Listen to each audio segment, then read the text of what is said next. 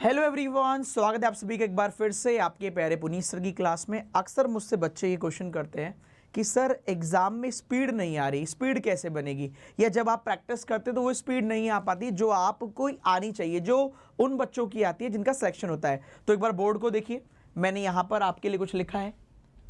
तो आज मैं आपको बताने वाला हूँ HRT टेक्निक। HRT ये कौन सी टेक्निक है जिसके बारे में आज से पहले बात नहीं कही गई। ये HRT तीन अलग अलग चीजों को डिनोट कर रहे हैं। यहां पर इन तीन तरीकों को केवल 5 दिन फॉलो करोगे आप तो 100% आपकी स्पीड इंप्रूव होनी शुरू हो जाएगी और ये ग्राफ आपका बढ़ता ही चला जाएगा। ये HRT टेक्निक है क्या? पहला H डिनोट करता है हैंड राइटिंग को। अब आप कहेंगे यार ये हैंड राइटिंग का क्या क्या झोल झाल है यहां पर। तो हैंड राइटिंग जैसे एग्जाम्पल मैं आपको देता हूं, तीनों चीजों का एग्जाम्पल दूंगा। फर्स्ट हैंड राइटिंग, आपने लिखा रीडिंग, आपने लिखा रीडिंग, रीजनिंग, केवल 4 लाइन न्यूज़पेपर में से कोई भी उठा लेना। 4 लाइन न्यूज़पेपर में से 4 लाइंस उठा लीजिएगा आप। कोई भी न्यूज़पेपर हो, कभी का हो, कोई फर्क नहीं पड़ता। न्यूज़पेपर से 4 लाइन उठाएंगे, उन 4 को अपनी हैंड राइटिंग में लिखेंगे जैसे आप लिखते हैं। आपने लिखा, अब करना क्या है, उसी हैंड राइटिंग को, उसी वाले कंटेंट को छोटा छोटा लिखना है। जैसे कि मेरे को नहीं पता मेरे को इसको लिखने में कितना सेकंड लगा होगा, लेकिन अगर मैं इसको रीडिंग, रीजनिंग, जब आप बड़ा लिखते हो तो आपके हैंड की मूवमेंट ज्यादा होती है। आर ई, कितनी भी स्पीड में आप लिखो, स्पीड की बात ही नहीं हो रही। आपने बड़ा बड़ा लिखा, यहां आपने छोटा छोटा लिखा, जितना आर बनाने में टाइम लगा उतने में आपका आर के साथ ई भी हो गया। तो एक एग्जांपल है, केवल 4 लाइन का एक पेज उठाना, 4 लाइन लिखना अपनी नॉर्मल हैंडराइटिंग में, और उसी काम को आप छोटा छोटा लिखने की कोशिश करना। तो पहला हैंड राइटिंग आप आज से ही फॉलो करना शुरू करो। 5 दिन तक आप जब भी नोट्स बना रहे हो तो शॉर्टकट में बनाओ। शॉर्टकट मतलब छोटा छोटा लिखकर बनाओ। छोटा कैसे लिखना है, मतलब आपको लिखना है 23/5 ऐसे लिखते हैं आप, तो 23 छोटा सा लिखना है इंटू 5। तो जल्दी, इसमें अगर आपके 3 सेकंड लगे होंगे तो उसमें 2 ही लगेंगे। तो ये आपका समय बचेगा। अगर आपकी हैंड राइटिंग छोटी छोटी हैंड राइटिंग में लिखते हो तो आप ज्यादा समय बचा सकते हो। ये हो सकता है आपको मजाक लग रहा हो। अब ये आया कहां से था इसके बारे में बताता हूं कि जब मैं ऑफलाइन पढ़ाता था तो एक लड़की थी जो मैं एनालाइज करता था कि सबसे जल्दी कर रही है, ये तो नई है फिर भी सबसे जल्दी कर रही है। तो मैंने उसकी हैंडराइटिंग को जब ऑब्जर्व किया तो बाकी का कंपैरिजन में बहुत छोटा लिखती थी। आपको कॉपी तो चेक करानी नहीं है, हैंडराइटिंग के नंबर तो है नहीं, तो आप छोटा छोटा लिखेंगे, बाय डिफॉल्ट आपका टाइम बढ़ जाएगा। और आप मुझे कमेंट बॉक्स में कमेंट करके बताना कि हाँ सर आपका टाइम कम लगा कि नहीं।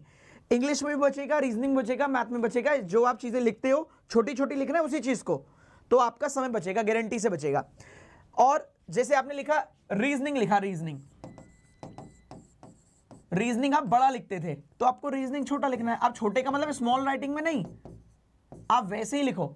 आप डायग्राम ऐसे बनाते हो बड़े बड़े, तो डायग्राम छोटे छोटे बनाओ।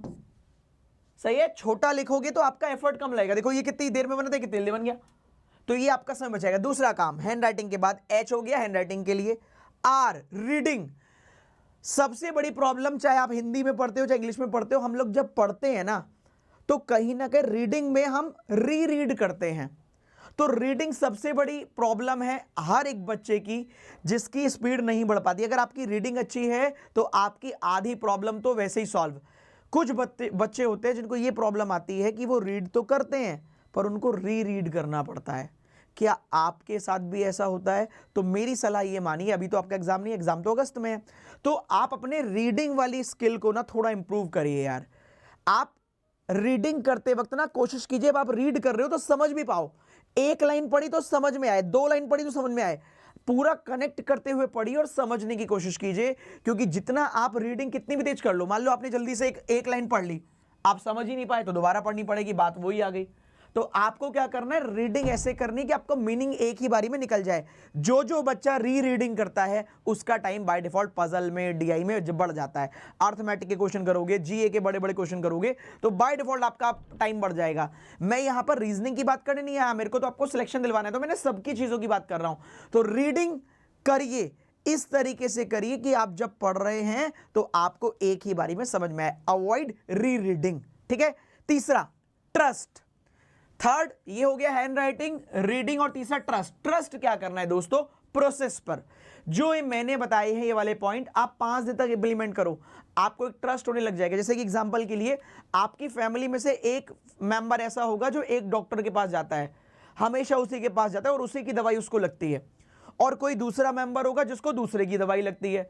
तो केवल उनका सेल्फ बिलीव है, अगर आपको वो बिलीव हो गया एक बार, वो ट्रस्ट हो गया ना सामने वाले पर कि जो ये बता रहा है ना, जो दवाई दे रहा है मुझे ये सही दवाई देता है, इसकी दवाई मेरे असर करती है। तो अगर दवाई असर करे ना करे, आपके थॉट्स उस डॉक्टर से मैच हो गए, इसलिए भी वो आपकी दवाई असर कर रही है, क्योंकि आपने मान लिया है कि ये डॉक्टर मुझे सही कर देगा। मेरा आपसे कहना है हैंड राइटिंग छोटी कीजिए, रीडिंग को रीड करने से बचिए, और प्रोसेस पर ट्रस्ट कीजिए। जब आपके कॉन्सेप्ट मजबूत हो जाएंगे तो यकीन मानिए आपकी स्पीड पजल में भी बढ़ेगी, आपकी स्पीड डीआई में बढ़ेगी, आपकी स्पीड अर्थमेटिक में भी बढ़ेगी, रीडिंग कॉम्प्रिहेंशन में बढ़ेगी, सब में बढ़ेगी, और डेफिनेटली आपका सिलेक्शन हो जाएगा अगर आप इसी तरीके से अपने ऊपर काम करते रहे।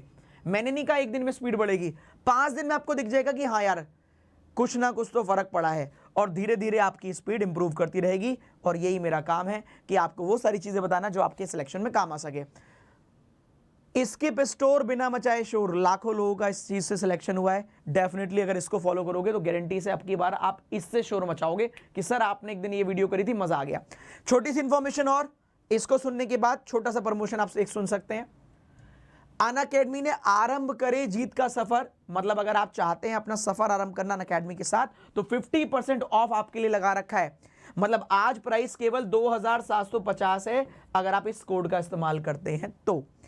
आज ही बैच स्टार्ट हुआ है आरआरबी का, मेरी क्लास 1 बजे से है, 3 बजे अरुण सर की क्लास है। इंग्लिश, हिंदी, मैथ, रीजनिंग, जीए, कंप्यूटर सब आप पढ़ सकते हो, प्री लेवल का, मेंस लेवल का। अगले 1 साल तक आप फ्री हो जाओगे, अप्रैल तक, अप्रैल 2025 तक।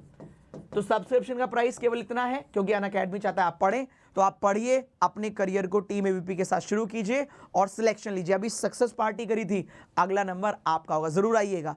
आज से ही बैच स्टार्ट है, आप पीछे नहीं हुए, आज ही ज्वाइन कीजिएगा, इस कोड का इस्तेमाल कीजिएगा। अनअकैडमी लर्निंग आप डाउनलोड कर लेना, सब्सक्रिप्शन पर जाना, इस कोड को लगाना एवीपी, और इतने रुपए में आपको सब्सक्रिप्शन मिल जाएगा पूरे 1 साल के लिए।